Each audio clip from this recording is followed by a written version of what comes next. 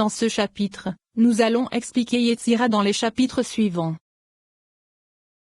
Chapitre 4.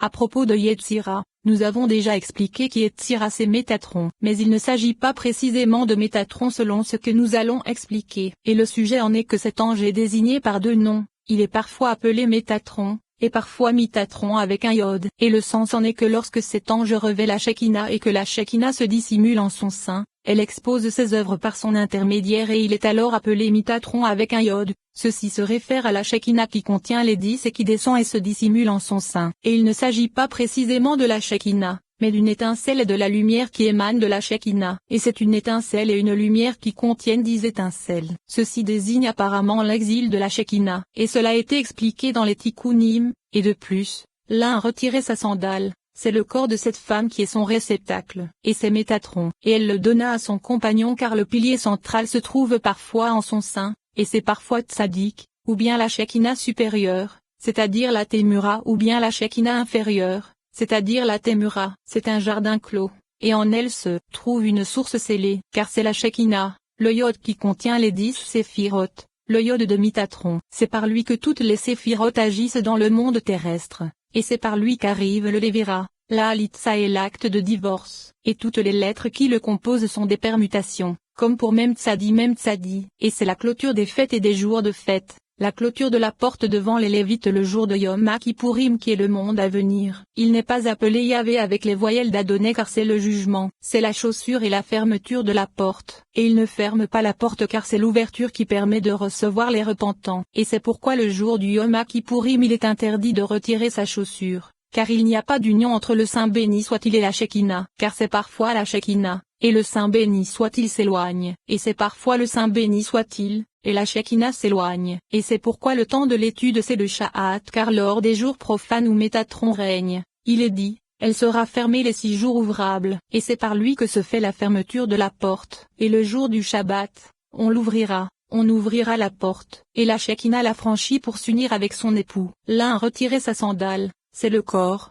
Explication, c'est Tiferet qui est appelé Koret. Comme cela est connu, et voici que Tiferet retire la chaussure, c'est-à-dire Malkout, lorsqu'elle se trouve sur Métatron qui est également appelée chaussure, comme nous l'avons expliqué précédemment. Et nous savons déjà que la chaussure est un réceptacle, car c'est ainsi que cela est indiqué dans le traité Baba Metzia à propos du propriétaire qui avait besoin d'un récipient. Et c'est pourquoi Malkout qui est appelé réceptacle se réfère à l'expression sa chaussure. Et c'est la répétition de cette femme qui est son réceptacle. Explication. C'est sa femme, et c'est pourquoi elle est appelée réceptacle, et c'est ce qui lui est associé par le mot chaussure, et elle le donna à son compagnon. Il a déjà été expliqué dans les sections précédentes que Tiferet et Yesod sont deux compagnons par l'aspect de Malkout, car les deux l'utilisent puisque Malkout s'unit parfois avec Tiferet elle-même par l'intermédiaire de Tzadik, et parfois à Tzadik uniquement. Et la raison pour laquelle Tiferet est maintenant appelé corps c'est que Malkout est appelé femme et réceptacle. Et en ce qui concerne le fait de se déchausser, cela ne concerne que la jambe, c'est pourquoi Tiferet est appelé corps afin que l'expression du déchaussement s'applique à elle, ou bien la Shekinah supérieure. L'intention est d'expliquer le verset, voici que jadis en Israël, en ce qui concerne le rachat ou l'échange.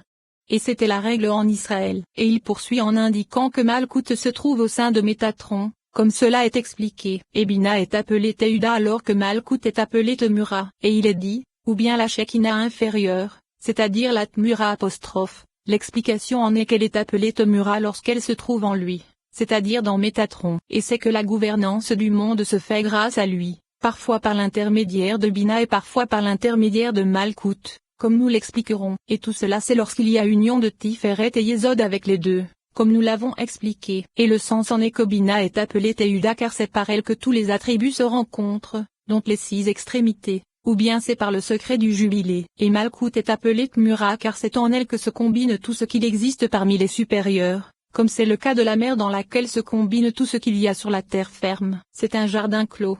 Apparemment, le jardin c'est Bina, et elle est close, et la source c'est Malkout, et elle est scellée. Et il est précisé que les deux gouvernent, le jardin et la source, et les deux aspects se trouvent en elle. Le jardin vis-à-vis de son aspect appelé Shekinah inférieur, c'est-à-dire la réalité du Phi, et vis-à-vis du yod elle est appelée source. L'explication en est que le point qui est la source c'est le yod, et c'est ce qu'il est dit, car c'est la Shekinah, le Yod qui contient les 10 séphirotes, et elle est scellée au sein de Métatron. Et c'est pourquoi il est indiqué, le Yod de Métatron. Et cela signifie que c'est la Shekinah qui est cachée en son sein. Et Shekinah s'écrit avec un Yod pour indiquer qu'elle contient les 10 lorsqu'elle est cachée au sein de Métatron. Et c'est pourquoi il est dit que toutes les séphirotes agissent avec le Yod dans le monde terrestre.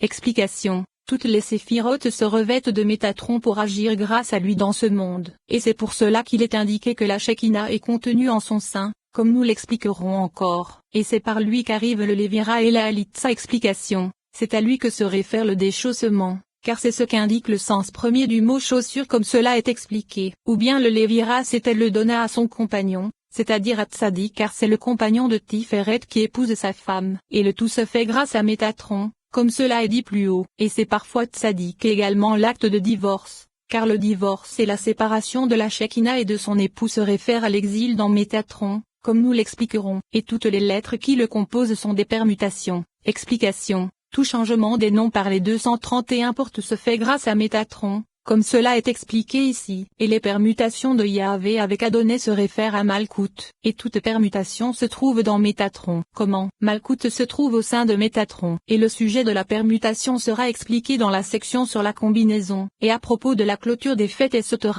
il est connu que la fin des fêtes et les jours de fête se réfèrent à Malkout, car elle ne reçoit plus lorsqu'elle est enfermée au sein de Métatron. Il se trouve que Métatron est la clôture des fêtes et la clôture de la porte devant les Lévites, car il ferme la porte du Shofar devant Malkout afin qu'elle ne reçoive plus de son époux puisqu'il n'y a d'union au jour profane que par son intermédiaire. Et en ce qui concerne les Lévites, cela signifie que la lune emprunte au soleil, comme il est dit, prêter à l'Éternel c'est donner aux pauvres. L'explication en est que Tiferet prête et prodigue sa lumière et son Shofar à Malkout et la renforce, à l'image du soleil et de la lune, ainsi que toutes les étoiles. Et Métatron ferme la porte car lors des jours profanes elle est enfermée et ne reçoit que grâce à lui. Et ce n'est pas précisément grâce à lui, mais de la façon dont nous l'avons expliqué, car la Shekinah parmi les inférieurs nécessite une hauteur, car étant la mère, elle nourrit ses enfants de son lait, et le lait abonde en son sein. Et ainsi, lorsque Malkout dirige le monde, c'est elle-même qui répartit la nourriture en prodiguant à toutes ses armées et aux inférieurs. Et alors,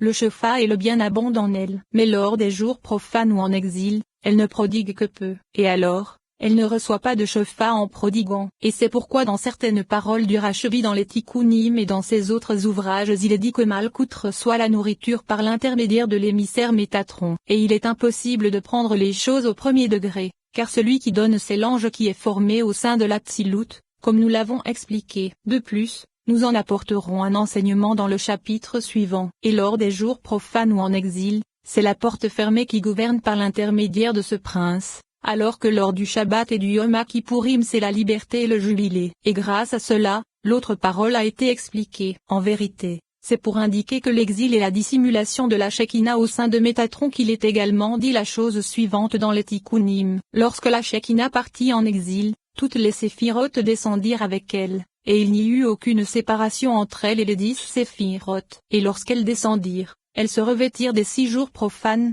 des 6 branches, et Zed le premier jour, Géboura le second jour, le pilier central le troisième jour, et les 3 séphirotes secondaires pour les 3 autres jours que sont le 4e, le 5e et le 6e jour etc. Voici qu'il est dit dans ce commentaire que la Shekinah est en exil pendant les jours profanes qui correspondent à Métatron. Et comme le Rashbi l'a expliqué en de nombreux autres endroits, et ainsi, l'ange se cache dans la valeur numérique de ces deux noms réunis. Et c'est pourquoi il est appelé ange prince des faces, car c'est par son intermédiaire qu'ils s'unissent aux 6 jours profanes. Et c'est le sujet de l'union aux jours profanes par l'intermédiaire de Métatron qui se trouve présenté dans ces paroles du Rashbi. Et le Rashbi a également expliqué quelque chose de similaire dans le Rafam Emna, en ce qui concerne la Tmura. La Shekinah inférieure se trouve en elle. C'est un lieu dissimulé dans le monde de Métatron. Et dans les Tikkunim, il est également dit, et chacun des 6 jours profanes, la sainte colombe vole de lieu en lieu. Et si Tzadik se trouve dans le monde, elle est s'y attachée, et sinon elle revient se cacher dans son nid, lieu appelé nid d'oiseau. Et ce qui correspond le nid c'est Métatron dont le nom est Shadé, et il garde la porte car il est dit de lui, voici la porte vers l'Éternel etc. Et avant cette parole, c'est le Shabbat et les jours de fête qui sont attribués à Malkout, par son union en haut avec son époux. Et maintenant, cela vient expliquer que lors des jours profanes la chose est différente. En vérité, le sujet de ces jours profanes est difficile à cerner, car à première vue l'homme intelligent en sera étonné. Il semble, à Dieu ne plaise, qu'un peu de la providence divine disparaisse puisqu'il transmet sa providence aux inférieurs. Et ainsi, la difficulté provient du fait qu'il soit dit que même lorsqu'Israël se gouverne, lors des jours profanes il se conduit selon l'ange que nous avons mentionné, et nous avons été avertis de cela par « Ne te dresse pas contre lui ». Et c'est ce que nos maîtres de mémoire bénis ont dit, « Ne m'échange pas contre lui ». Et cela a été expliqué dans ce chapitre. Chapitre 5. En ce qui concerne les doutes que nous avons mentionnés dans le chapitre précédent, il a été expliqué dans les paroles du Zohar sur la parashana, Rabbi Siméon ouvrit la discussion. Ainsi parle l'Éternel Elohim, la porte du parvis intérieur, qui est face à l'Orient, sera fermée les 6 jours ouvrables, mais elle s'ouvrira le 7e jour, et le jour de la Néoménie, elle s'ouvrira. Voici ce qu'il dit, il faut étudier cela attentivement, car il s'agit d'un secret. Comment peut-il être dit?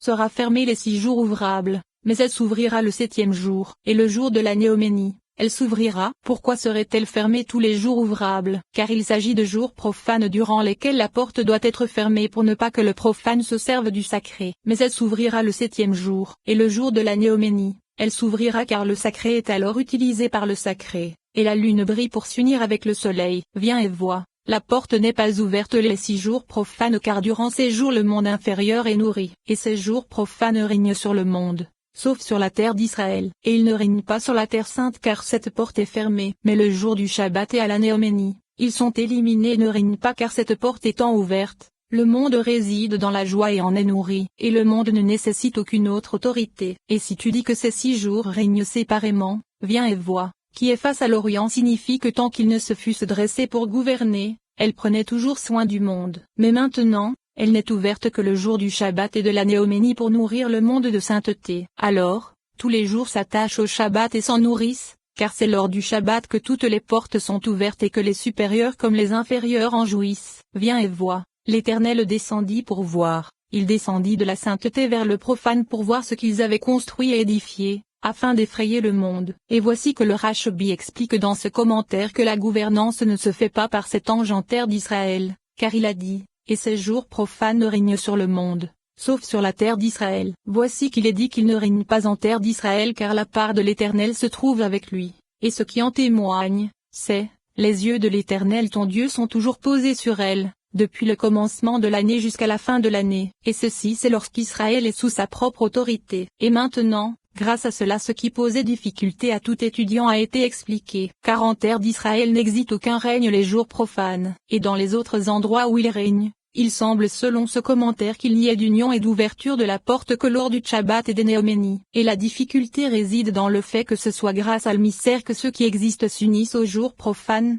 comme cela est expliqué dans le chapitre précédent. Et il apparaît de cette explication que lors des jours profanes cette porte est ouverte pour les jours profanes car c'est grâce à elle qu'ils s'unissent, comme cela est expliqué dans ce commentaire. Mais cela se réfère assurément aux jours profanes en terre d'Israël, car c'est assurément en terre d'Israël qu'ils s'unissent à cet instant. Et il est impossible qu'en terre d'Israël il n'y ait pas non plus d'union. Et c'est grâce à Tzadik car ensuite il est approprié que tous les jours soient profanes et que la sainteté se trouve en terre d'Israël. Mais il n'en est pas ainsi. Et il s'agit assurément d'une chose intermédiaire, c'est-à-dire qu'ils s'unissent et que cette union se fait grâce à cet ange. Mais ceci ne signifie pas qu'il a le pouvoir de nourrir la terre d'Israël, car la nourriture lui vient grâce à la Shekinah. Mais hors de la terre d'Israël, leur nourriture leur vient par son intermédiaire. Nous pouvons également dire vis-à-vis de cette source de doute que ce qu'il est enseigné dans les Tikkunim c'est que c'est grâce à Métatron que se fait l'union après l'exil, car la Shekinah s'est exilée par son intermédiaire, comme nous l'avons expliqué dans le chapitre précédent. Mais dans le monde à venir, l'union ne se fera plus par son intermédiaire, et c'est à ce propos que cela est précisé. Et après avoir atteint cet enseignement, il est bon que nous expliquions l'union qui se fait grâce à cet ange.